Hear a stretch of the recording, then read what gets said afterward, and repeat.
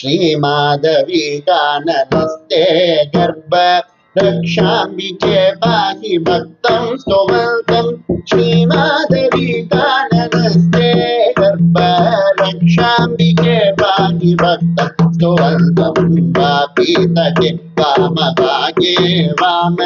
देवस्य देवी स्थितात्मं मान्यावरेण्यावदान्या पाहि गर्भस्थजगोन्तदा भक्तलोका श्रीमाधवीकाननस्ते गर्भ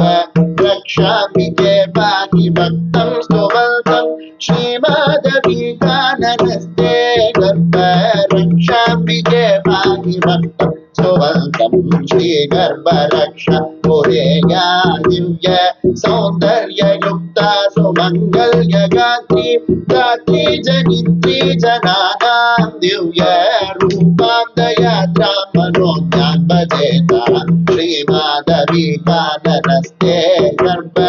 रक्षाम्बिके पाहि भक्तं स्तुवन्तं श्रीमाधवीकाननस्ते गर्भ रक्षाम्बिके पाहि भक्तं स्तुवन्तं आषाढमासे सुपुण्ये शुक्रवारे सुगन्धेन गन्धेन लिप्ता दिव्याम्बरा कल्पवेशा वाजपेयादिराजस्तभक्ते सुदृष्टा श्रीमाधवीकाननस्ते गर्भ रक्षाम्बिके पाहि भक्तं स्तुवन्तं श्रीमाधवीकाननस्ते गर्भ रक्षाम्बिके पाहि भक्तं स्तुवन्तं कल्याणधात्री नमस्ये मेदि काव्यस्त्रिया गर्भरक्षाकरीं त्वां कालैः सदा सेवितां गर्भरक्षार्थमाराधु वेदैरुपेतां श्रीमाधवीकाननस्ते गर्भ रक्षाम्बिके पाहि भक्तं स्तुवन्तं श्रीमाधवीकाननस्ते गर्भ रक्षाम्बिके पाहि भक्तं स्तुवन्तं ब्रह्मोत्सवे विप्रविद्यां वाद्य घोषेण तुष्टां रजे सन्निविष्टां सर्वार्थदात्रीं भजेऽहं देववृन्दैरपि व्यां जगन्मातरं वा श्रीमाधवीकाननस्ते गर्भ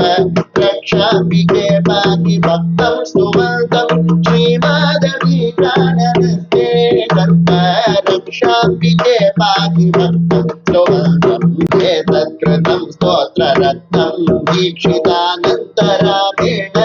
देव्या सुतुष्टे नित्यं पठेद्यस्तु भक्त्या पुत्र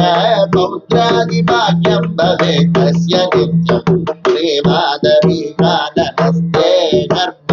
रक्षाम्बिके पाहि भक्तं स्तुवन्तं श्रीमाधवीकाननस्ते गर्भ रक्षाम्बिके पाहि भक्तं स्तुवन्तं